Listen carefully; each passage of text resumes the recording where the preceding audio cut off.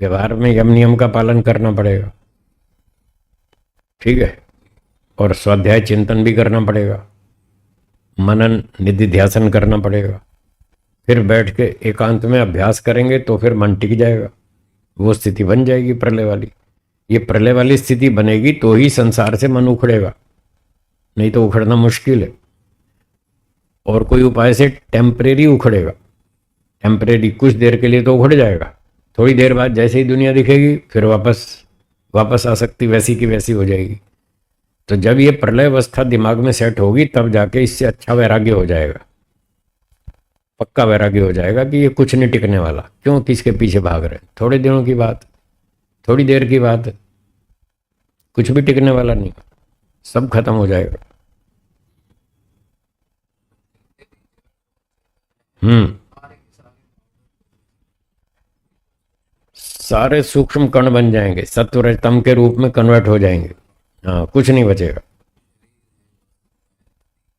नदी नाले पर्वत नदियां समुद्र वृक्ष वनस्पति गाय घोड़े पशु पक्षी कीड़े मकोड़े सोना चांदी बर्तन बिस्तर सब खत्म हो जाएगा, सब पाउडर बन जाएगा। तब किस में आसक्ति रहेगी? कई तो डर जाएंगे मेरी बात सुन करके। घबराना नहीं, ये सारी दुनिया खत्म हो जाएगी, जो सच है वो तो सच है, बताऊंगा ही। मैं आपको डरा नहीं रहा, तो सच बता रहा हूं कि ऐसा होगा, होने वाला है, इसको कोई भी नहीं रोक सकता, ईश्वर भी नहीं रोक सकता। आप और हम क्या रोक लेंगे? फिर भी लोग लगे रोकने के लिए। बताओ कितनी अविद्या है, जिसको ईश्वर भी नहीं रोक सकता उसको हम रोकना चाहते हैं, कितनी अविद्या है। तो जो सच्चाई है उसको स्वीकार करो, ये सब होना ही वाला है, आज नहीं होगा कल होगा, होगा तो सही। फिर वापस तीन बचेंगे, ईश्वर जीव प्रकृति। ये सारा जगत टूट फूट के सत्वरजतम में कन्वर्ट हो जाएगा, बस फिर वो प्रकृति बची रहेगी, ईश्वर भी बचा रहेगा और आत्मा भी। तीन अनादि हैं, तीन सदा रहेंगे, बस और कुछ नहीं बचेगा। तो ऐसा बार बार सोचने से हमें जो इन चीज़ों में आसक्ति है, राग है, कहीं द्वेष है, और इन सब का कारण अविद्या है, जो हम इसको नित्य माने बैठे हैं। वो अनित्य वस्तु को जो नित्य माने बैठे हैं, ये अविद्या है। इस अविद्या के कारण ही ये सब राग द्वेष पैदा हो रहे हैं। तो अविद्या भी हट जाएगी, राग द्वेष भी खत्म हो जाएगा, फिर वैराग्य हो जाएगा, और उस वैराग्य से जाके समाधि लगेगी। ये समाधि तक पहुंचाने का रास्ता बता रहे हैं कि ऐसे ऐसे चलें तो आप समाधि तक पहुंचेंगे, और चित्त का निरोध परिणाम आ जाएगा, एकाग्रता परिणाम आएगा, समाधि परिणाम आएगा, चित्त में ये चेंजेस आएंगे, और फिर आप इस अवस्था में पहुंचेंगे। तब ईश्वर की अनुभूति होगी, तब ईश्वर से खूब सारा ज्ञान मिलेगा, और यही ज्ञान इतना पक्का हो जाएगा, इतना पक्का हो जाएगा कि जैसे आपको ये ज्ञान है, जलती हुई आग में हाथ डालेंगे तो क्या होगा आपको मालूम है? जलती हुई आग में हाथ डालेंगे तो आपको पता है ना क्या होगा? क्या इसमें कोई संशय है? तो जैसे इसमें संशय नहीं है, ऐसे ही ये ज्ञान भी ऐसा ही पक्का हो जाएगा कि ये दुनिया खत्म होने वाली है, तो इसमें क्या मोह माया रखनी। तो वो सारा राग द्वेष खत्म हो जाएगा, ये कहना चाहते। और फिर आपका मन पूरा कंट्रोल में आ जाएगा, फिर मन कहीं नहीं भागेगा, वैसे ही 100% कंट्रोल में आ जाएगा, जैसे आपकी कार 100% आपके कंट्रोल में रहती है। हाँ या ना? 100% नहीं तो ठुक जाएगी। आप चाहते हैं दाईं तरफ मोड़ना और वो घुस जाए बाईं तरफ, तो गई, फिर आप कंट्रोल नहीं कर पाएंगे तो एक्सीडेंट होगा। जैसे 100% आप कार पे कंट्रोल रखते हैं और दुर्घटना से बचते रहते हैं, ऐसे ही मन पर 100% कंट्रोल हो जाएगा। आप जिधर चाहेंगे मन उधर ही चलेगा, उसको कार की तरह चलाएंगे।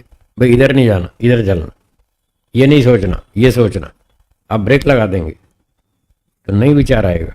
देखना फिर कितना आनंद आएगा, कितनी शांति होगी, कितनी स्वच्छंदता स्वतंत्रता होगी, कितनी स्वतंत्रता होगी, खूब प्रसन्नता होगी कि मेरा मन मेरे कंट्रोल में है। आज सारी दुनिया इसी बात से तो परेशान है, साहब क्या करें, ये मन नहीं मानता, यही समस्या है ना। ये मन नहीं मानता, मन बड़ा खराब है, मन बड़ा चंचल है, मन हमको भटकाता रहता है। ये मन की जो सारी मुसीबतें खत्म हो जाएगी।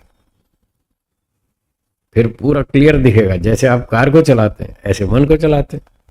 कार के बारे में आपकी शिकायत नहीं है, इस आप मेरी कार नहीं मानती, है कोई शिकायत कार के बारे में? बाइक के बारे में, स्कूटर के बारे में कोई शिकायत नहीं है कि मेरा मेरा स्कूटर नहीं मानता, मेरी बाइक नहीं मानती, मेरी कार नहीं मानती, कोई शिकायत नहीं कर रहा। जैसे कार स्कूटर के बारे में कोई शिकायत नहीं है, वो 100% आपके अधीन है, ऐसे ही मन भी 100% आपके अधीन हो जाएगा, इसकी शिकायत खत्म हो जाएगी। जी।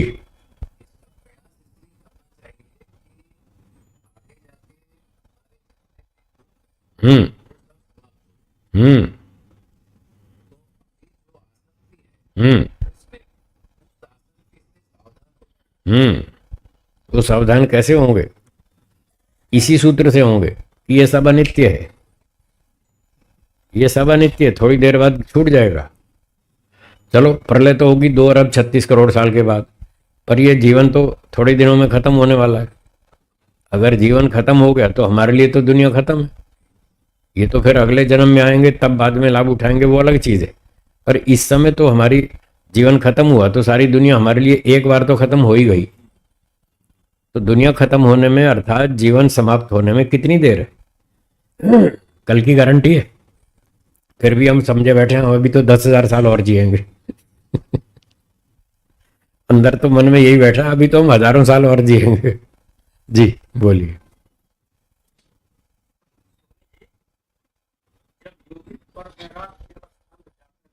हम्म।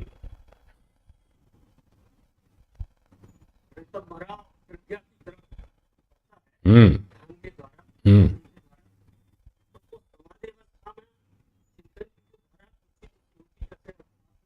हम्म। हम्म। हम्म। हम्म।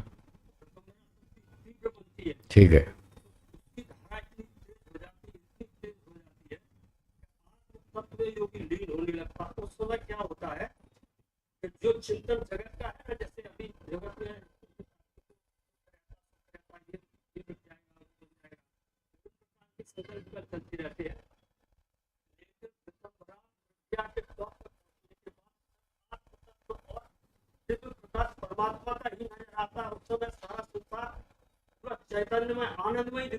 हम्म। हम्म।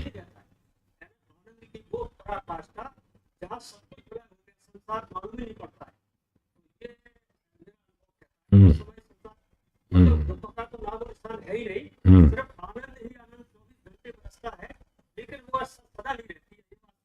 ठीक बात। ठीक बात। ठीक बात। हाँ ठीक बात है, अच्छी बात है। बस ऐसे ही सोचते सोचते हम फिर आगे धीरे धीरे अपनी अवस्था को पक्का भी कर लेंगे। तो धीरे धीरे हम पक्का भी कर लेंगे, चलने का रास्ता यही है, ऐसे ही सोचना पड़ेगा। हाँ जी बोलिए। हम्म। हाँ हाँ, फिर वो ऋतंभरा प्रज्ञा का लेवल भी आएगा।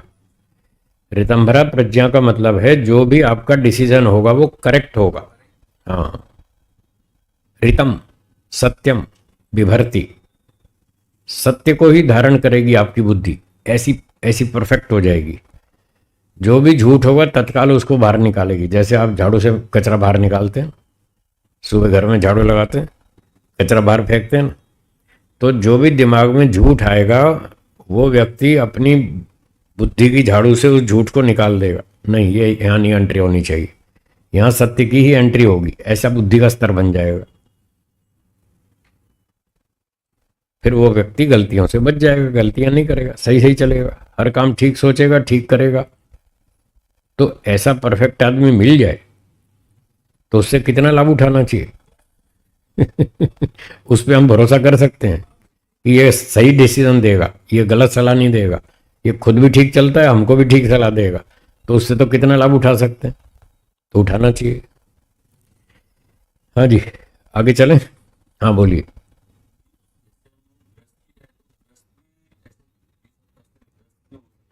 नहीं हो सकता, गृहस्थ में तो मोह माया बनी रहती है।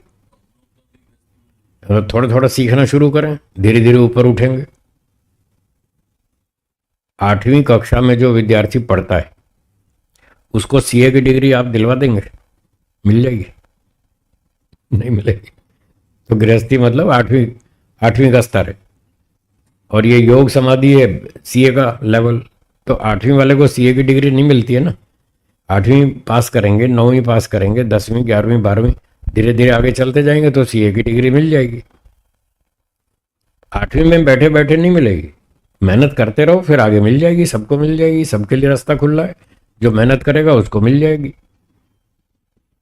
लोग क्या करते हैं, वो 8वीं तो छोड़ना नहीं चाहते और वहीं बैठे बैठे सीए की डिग्री चाहते। ऐसे कैसे हो जाएगा? ऐसा नहीं हो सकता। घर में रहकर योगी बन जाता व्यक्ति तो महर्षि दयानंद जी घर क्यों छोड़ते? वो भी अपने घर में रह के कर लेते ना। सारे ऋषि, महर्षि पतंजलि, जैमिनी, गौतम, कणाद सब घर छोड़ के भाग गए। इन्होंने देखा घर में रह के नहीं होने वाला ये काम। आप अपने बेटे को एमबीबीएस करने के लिए हॉस्टल भेजते हैं 5 साल के लिए, घर में रह के करवा लो ना एमबीबीएस।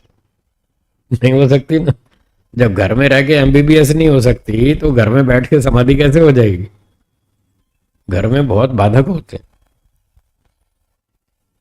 तो इसके लिए तो बहुत शांति चाहिए, एकांत चाहिए, मन शुद्ध चाहिए, विद्या चाहिए, अध्यापक चाहिए, शोर शराबा पॉल्यूशन से दूर होना चाहिए। तब जाके व्यक्ति इतनी तपस्या कर सकता है, मनन चिंतन कर सकता है, तब उसकी बुद्धि शुद्ध होती है। तो घर में रह के ये सारा नहीं हो पाता, घर में ऐसा माहौल नहीं होता। और घर में रहता है तो फिर परिवार का, संपत्ति का मोह माया छूटती नहीं। वो जो मोह माया यहाँ दबाव डालती है ना, तो वो इन बातों को सोचने का अवसर ही नहीं मिलता, सोच ही नहीं पाता व्यक्ति, गहराई में उतर ही नहीं पाता, वो स्थिति नहीं बनती है, इसलिए दूर जाना पड़ता है। तो बीच बीच में गृहस्थी लोग 6-8 दिन शिविर में आ सकते हैं, इतना तो लाभ ले लो। साल में 2 बार 4 बार 6-8 दिन शिविर में जाओ, 8 दिन रहो, 6 दिन रहो, फिर अपनी गृहस्थी के काम भी करते रहो, थोड़ा थोड़ा अभ्यास भी करते रहो। जब बच्चे बड़े हो जाएं, शादियां हो जाएं, घर की जिम्मेदारी पूरी हो जाए, फिर आओ वानप्रस्थ में। ये वानप्रस्थ आश्रम इसीलिए तो बनाया है, तीसरा जीवन का तीसरा भाग, कि जो गृहस्थ में नहीं कर पाए अब करो, अब जिम्मेदारी पूरी हो गई, अब वानप्रस्थ में जाओ, साधना करो, तपस्या करो, पढ़ाई करो, थोड़ी समाज सेवा भी करो, 1-2 घंटा, ज़्यादा नहीं तो। ऐसे ऐसे करना चाहिए, फिर आगे प्रगति होगी।